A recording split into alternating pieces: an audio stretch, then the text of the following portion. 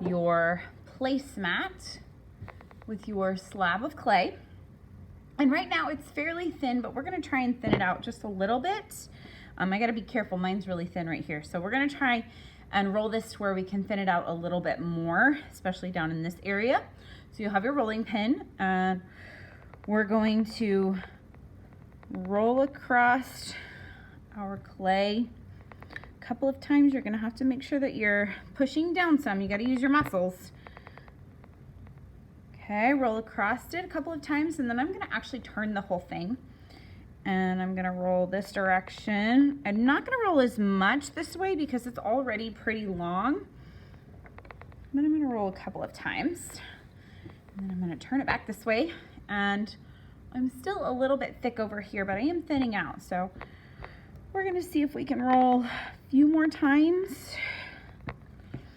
If you end up with like a thicker spot, make sure you wanna press that part to kind of thin it out just a little. Notice I said, remember on mine, that this part over here was pretty thin, and I'm not rolling that direction very much. Okay, so I've got it rolled out. It's about as big as my hand, and it's thinned out, but it's not super, super thin. Okay, it's a little bit thin in this area, but the big part right here in the center is a pretty good thickness. Okay, so what I'm gonna do now is, depending on how your clay is shaped, you're gonna get either a circle stencil or an oval. So I'm gonna take one of the circles and I'm gonna lay it down here on my clay. And when I lay it down, I wanna make sure that I have a good distance around all of the edge of my clay. Like, I don't wanna put it too close over here because that's pretty thin there. So I wanna try to put it about in the middle of my surface area here. I'm gonna hold it down. I'm gonna take my pokey tool here, very scientific term, and I'm just going to push it down all the way, and I'm gonna slowly drag it around the edge of my stencil, like so.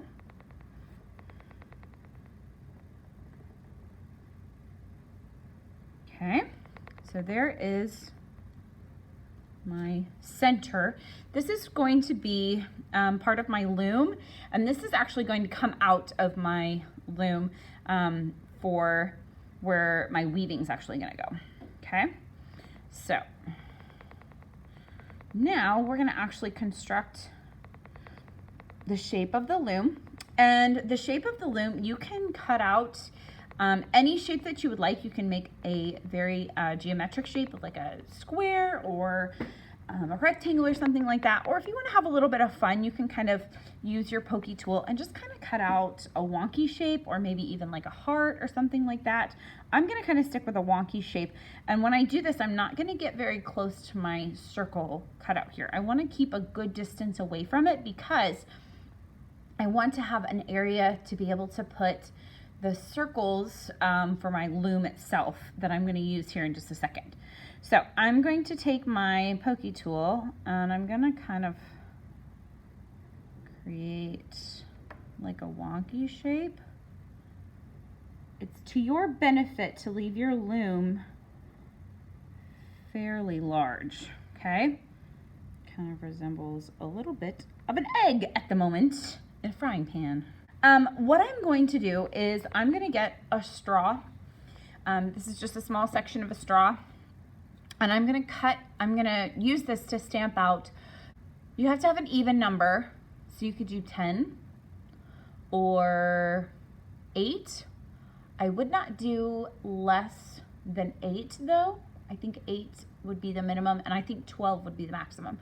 I'm actually going to go with 10. I like 10. One of the holes is going to be how I hang my loom.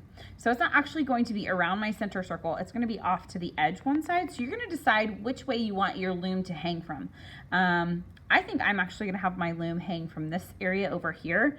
So like for me, if I can turn mine, for me, this would be the top of my clay loom.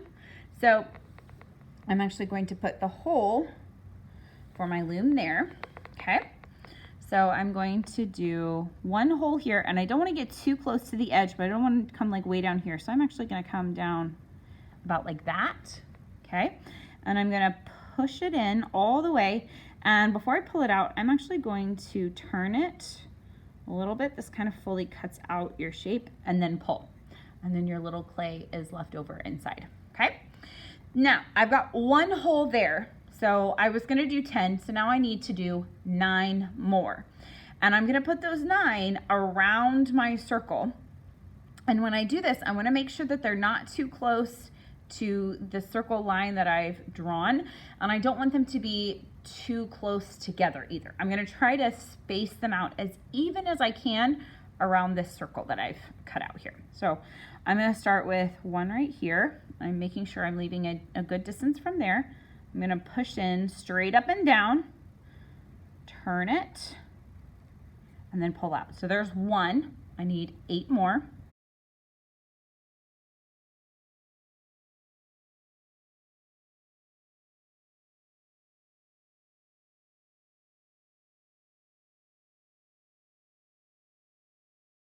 You'll notice I'm going from one side to the other side. Now this one is gonna be tricky because ideally I should probably put it here so it's equal distance, but that makes me nervous because this is the thinnest part of my loom.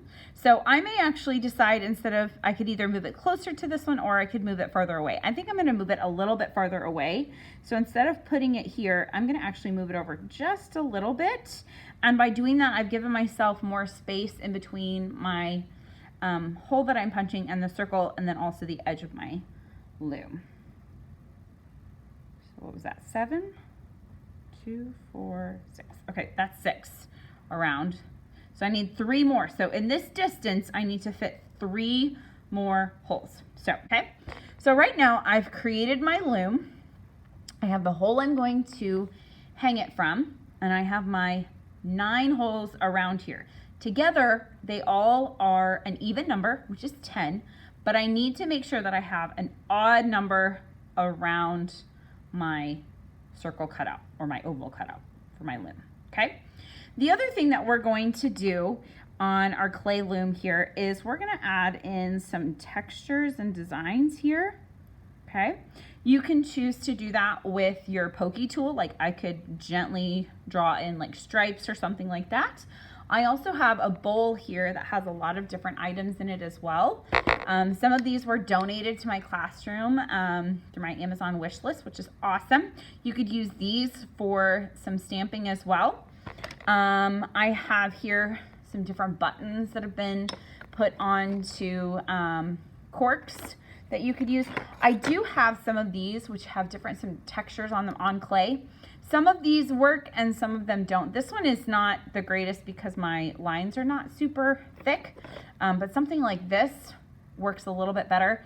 Some of them though, when they dried, they did roll a little bit. So be careful with those. Some of them work and some of them do not, okay? You're gonna choose maybe 1 or 2 ways to add some texture. This one is like a rose or something, but it's gotten some clay stuck into it. So there's a lot of different things in there, okay? If you choose to do one of the buttons, you're going to push it down and then kind of rock it around a little bit, get you the full circle of the button. And when I do this, I want to push, but I don't want to push super hard because if I push super hard, it's actually going to change the shape of my loom, and I don't want that. So I'm kind of adding pressure, but I'm not really smashing it into the clay. Okay, so a couple of really good textures there. These textures are going to be fun when we glaze them also. So something to kind of think about with that.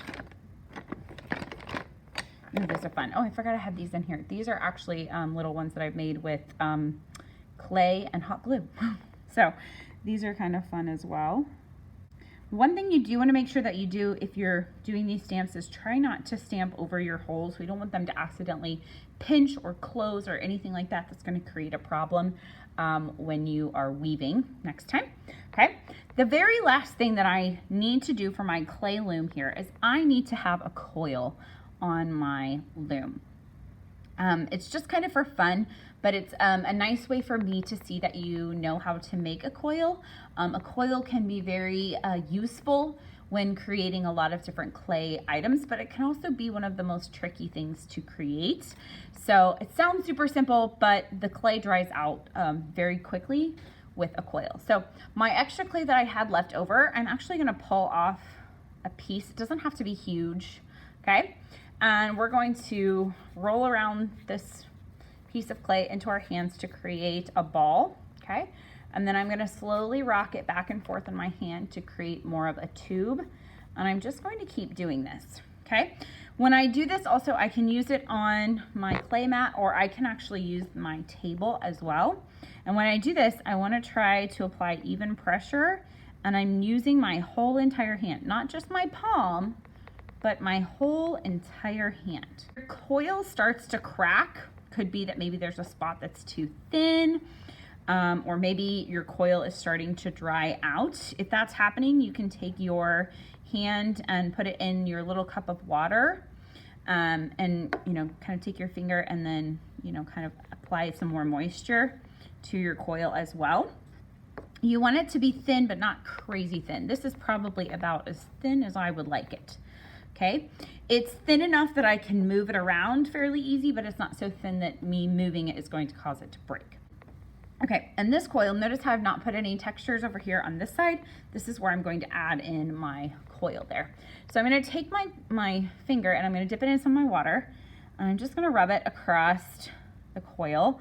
This is gonna create kind of a slime on the clay itself. We call that slip. Okay, that's kind of creating the glue that's gonna stick these two pieces of clay together. All right, I'm gonna take that and flip it over, and I'm just going to stick that clay down on my loom here. And I'm trying to keep it to where the wet side is down. There we go. It was a very good coil. I got lucky that time. I'm not always that lucky with coils. Okay, so I've attached a coil to it. And the hardest part is, since I have rolled this clay onto my clay mat, it's gonna want to like stay there. It's kind of stuck down. So a lot of times when you try to pull it off, you end up changing the shape of your loom, and we don't want that. So what I'm gonna do is this. I'm gonna take my hand, I'm gonna place it on here. I'm gonna take my other hand and I'm gonna lift up my clay mat, and keeping my hand here, I'm actually going to flip the whole thing over. So now my clay is resting on my hand underneath, and instead of trying to pull the clay off of the fabric, I'm gonna pull the fabric off the clay. And there we go. So now that it's unstuck, it'll stay unstuck. Okay, so I'm gonna gingerly rotate it back over. I still need to get this circle stencil out. So you can lay it back on top. It shouldn't stick to it, but I'm gonna kind of see if I can pull it apart. If I've pushed my pokey tool all the way through, once I can get it going, it should fully separate. Okay, there we go. And there's my clay loom. And then this is my extra clay that I can use to make something extra as well, if I would like to. Okay, my clay loom, I'm pretty happy with that. Before I put it on the drying rack, I'm gonna carefully flip it over, making sure that all of my holes went all the way through. And then I'm going to add in pasta letters to the back of my loom for my initials. So I'm gonna add a K and an M to this before I put it on the drying rack. And then I'm gonna use my extra clay to make something else. Remember, if you make something else, you need to add water to pieces that you're sticking together. And then you also need to put your initials on your extra clay, either with your pokey tool or your pasta letters.